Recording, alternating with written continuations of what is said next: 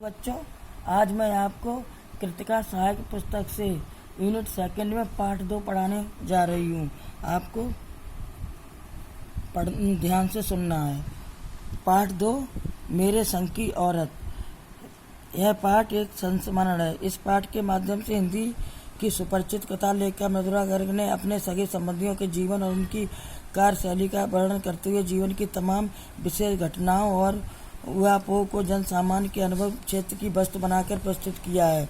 प्रमुखतः महिला और नारी जीवन इर्द गिर्द घूमती इस पाठ की केंद्रीय संवेदना आज की नारी की प्रगतिशीलता और आज से पहले के स्त्री समाज की पारंपरिकता का सम्मिश्रित रूप प्रस्तुत करती है। पाठ के एक मुख्य भाग अनुसार मृत्यु को निकट जानकर वह लेखिका की मां की शादी को सोचकर मुंहजोर हो उठी और वह अपने पति के मृत्यु स्वतंत्रता सेनानी प्यारेलाल शर्मा से मिलकर कहा कि उनकी बेटी का वर वे स्वयं तय करें जो आज़ादी का सिपाही हो। इससे लेखिका को उनके आज़ादी के जुनून और आज़ाद ख्याली का पता चल जाता है। वे जिंदगी अपने ढंग से जीती नहीं। इसी तरह अलग अलग संबंधियों के चरित्र एवं कार्यशैली की व्याख्या इस पाठ में की गई है।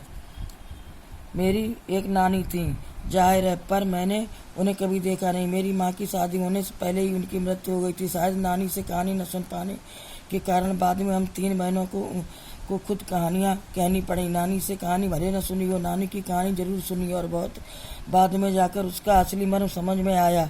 पहले इतना ही जाना कि मेरी नानी पारंपरिक अनपढ़ पर्दा नसीब औरत थीं, जिनके पति शादी के तुरंत बाद उन्हें छोड़कर बैरिस्ट्री पढ़ने विलायत चले गए थे। कैम्ब्रिज विश्वविद्यालय से डिग्री लेकर जब वे लौटे और विलायती रीति रिवाज के संग जिंदगी बसर करने लगे तो नानी के अपने रहन सहन पर उसका कोई असर नहीं पड़ा।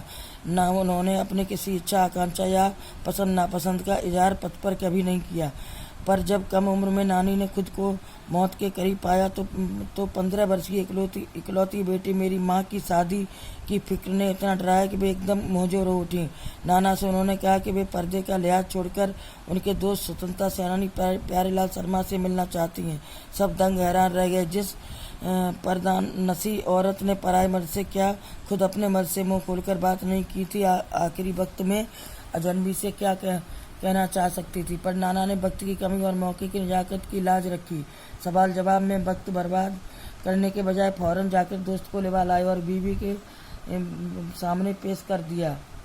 लेखिका की यादों में सबसे पहले उनकी नानी ने प्रवेश किया। वे कम पढ़ी लिखी पर्दा वाली औरत थी। उन्होंने अपने पति अर्थात हमारे नाना से, जो विलायत में पढ़े लिखे थे, कभी मुंह खोलकर बात नहीं की थी। लेकिन मरते समय उन्हें अपनी इकलौती बेटी अर्थात मेरी माँ की शादी की इतनी चिंता हुई कि वे सब लिहाज छोड़कर हमारे नाना के मित्र प्यारेलाल शर्मा से बातचीत करने की इच्छा जाहिर करने लगी। नानी ने शर्मा जी को कहा कि उनकी बेटी का वर वे स्वयं तय करें जो आज़ादी का सिपाही हो। इससे लेखिका को उनकी आज़ादी के बारे में पता चलता है। वे अपनी जिंदगी अपने ढंग से जीती रहीं। अब जो नानी ने कहा वह और हैरत अंगेज था। उन्होंने कहा, वचन दीजिए कि मेरी लड़की के लिए वर आप तय करेंगे। मेरे पत्तो साहब हैं और मैं नहीं चाहती मेरी बेटी की शादी साहबों के साथ हो। आप अपनी तरह आज़ादी का सिपाही ढूंढकर उसकी शादी करवा दीजिएगा। कौन कह सकता था कि अपनी आज़ादी से पूरी तरह बेखबर इस औरत के मन में देश की आज़ादी के लिए ऐसा जुनून होगा। बाद में मेरी समझ में आया कि दरअसल वे निजी जीवन में भी काफ़ी आज़ाद ख्याल नहीं होंगी। ठीक है, उन्होंने नाना की ज़िंदगी में कोई दखल नहीं दिया, न उसमें साझेदारी की, पर अपनी ज़िंदगी को अपने ढंग से जीती जरूर रहीं। पारंपरिक घरेलू उबाऊ और खामोश ज़िंदगी जीने में आज के हिसाब से क्रांतिकारी चाहे कुछ न रहा हो, दूसरे की तरह जीने के लिए मजबूर न होने में असली आज़ादी कुछ ज़्यादा ही थी। खैर, इस तरह मेरी माँ की शादी ऐसे पढ़े लिखे होनहार लड़के से हुई जिसे आज़ादी के आंदोलन में हिस्सा लेने के अपराध में ICS के इम्तिहान में बैठने से रोक दिया गया था और जिसकी जेब में पुश्तैनी पैसा धेला एक नहीं था। माँ बेचारी अपनी माँ और गांधी जी के सिद्धांतों के चक्कर में सादा जीवन जीने और ऊंचे ख्याल रखने पर मजबूर हुई। हाल उनका यह था कि खादी की साड़ी में इतनी भारी लगती थी कि कमर चनका खा जाती थी। रात भर जागकर वे उसे पहनने का अभ्यास करती, जिससे दिल में शर्मिंदगी न उठानी पड़े। वे कुछ ऐसे नाजुक थी कि उन्हें देखकर उनकी सास यानी मेरी दादी ने कहा था, हमारी बहू तो ऐसी है कि धोई पहुंची और छींके पर टांग दी। गनीमत यही थी कि किसी ने उन्हें छींके से उतारने की पेशकश नहीं की। मेरी नानी ने प्यारेलाल शर्मा से कहा कि मेरी बेटी के लिए बर आप खोजिए, लेकिन वह साहब न हो वरन आज़ादी का सिपाही हो। कौन कह सकता था कि अपनी आज़ादी से पूरी तरह बेखबर उस औरत के मन में देश की आज़ादी के लिए ऐसा जुनून होगा। बाद में मेरी समझ में आया कि दरअसल वे निजी जीवन में भी काफ़ी आज़ाद ख्याल रही होंगी। नानी की इच्छा अनुसार मेरी माँ की शादी ऐसे वक्त से हुई जो ICS की परीक्षा में बैठने से इसलिए रोक दिया गया था क्योंकि उसके विचार गांधीवादी थे। माँ बेचारी अपनी माँ और गांधी के सिद्धांतों के चक्कर में सादा जीवन जीने और ऊंचे ख्याल रखने पर मजबूर हुई। परिणामस्वरूप मेरी माँ को भी खादी की भारी भरकम साड़ी पहनने का अभ्यास करना पड़ा। दादी के अनुसार हमारी बहू तो ऐसी है कि धोई पहुंची और छींके पर टांग दी।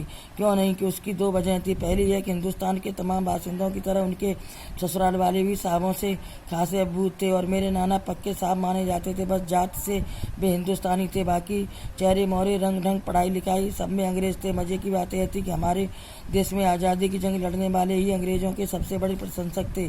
गांधी, नेहरू या मेरे पिताजी के घर वाले।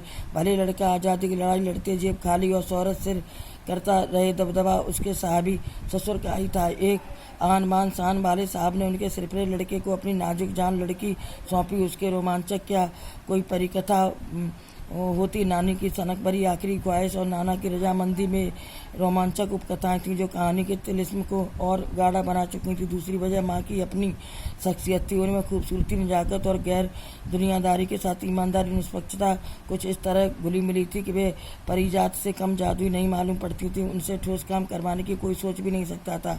हाँ, हर ठोस और हवाई काम के लिए उनकी जवानी राय जरूर मांगी जाती थी और पत्थर की लकीर की तरह निभाई भी जाती थी। मैंने अपनी दादी को कई बार कहते सुना था, हम हाथी पे हल न जुतवाया करते, हम पे बैल हैं। प्रस्तुत अवतरण में लेखिका ने अपनी माँ के महत्व का चित्रण किया कि वे शरीर से कमजोर और दुबली पतली अवस्थी परंतु खूबसूरत और पक्का फैसला करने वाली औरत थी। चूंकि वे अंग्रेजों की सख्त सूरत वाले साहब बाप की बेटी थी और ऐसे साहब ने अपनी बेटी की शादी आज़ादी की लड़ाई लड़ने वाली खाली जेब परंतु शौहरत वाले लड़के से कर दी थी। नानी की सनक भरी आखिरी ख्वाहिश और नाना की रजामंदी वे रोमांचक उपकथाएं थीं जो कहानी की तिलिस्म को और अधिक रोचक बना चुकी थीं। बचपन में ही मुझे इस जुमले का भावार्थ समझ में आ गया था जब देखा था कि हम बच्चों की ममतालु परवरिश के मामले में माँ के सिवा घर के प्राणी मुस्तैद रहते थे। दादी और उनकी जेठानियाँ ही नहीं, खुद मर्यादा पिताजी भी थे। पर ठोस काम न करने का यह मतलब नहीं था कि माँ को आज़ादी का जुनून कम था। वह भरपूर था और अपने तरीके से वे उसे भरपूर निभाती रही थी। जाहिर है कि जब जुनून आज़ादी का हो तो उसे निभाना भी आज़ादी से चाहिए।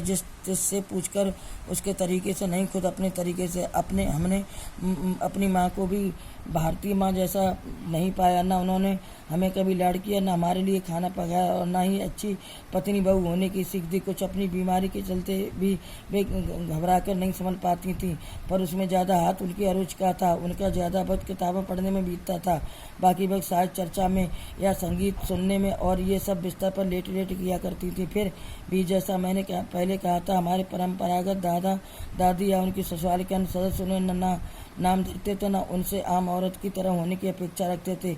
उनमें सबकी इतनी श्रद्धा क्यों थी जबकि वह पत्नी, माँ और बहू के किसी प्रचारित कर्तव्य का पालन नहीं करती थी। साहबी खानदान के रोब के अलावा मेरी समझ में दो कारण आए। नंबर 1, वे कभी झूठ नहीं बोलती थी। नंबर 2, वे एक की गोपनीय बात को दूसरे पर जाहिर नहीं होने देती थी। पहले कारण उन्हें घर वालों का आदर मिला हुआ था, दूसरे के कारण बाहर वालों की दोस्ती। लेखिका के अनुसार उनकी माँ में देशभक्त और स्वाधीनता को कूट कूट कर भरा गया था, परंतु व्यवहारिक रूप से वे ऐसा कोई कार्य नहीं करती थी जिसमें देश के लिए कुछ करने का जुनून हो। उन्होंने अपने बच्चों को पास बिठाकर कभी प्यार नहीं किया और न ही कभी उनके लिए खाना बनाया। उनका अधिकतम समय किताबें पढ़ने से गुजरता था, बाकी सब साहित्य चर्चा में या संगीत सुनने में तथा बिस्तर पर लेटे लेटे बीतता था। मेरी समझ से साहिबी वाले खानदान से ताल्लुक़ रखने के कारण के अतिरिक्त ईमानदार और मितभाषी थीं। वे कभी झूठ नहीं बोलती थी और एक दूसरे की बात कभी किसी से कहती नहीं थी। बच्चों, आगे का पाठ कल पढ़ाएंगे।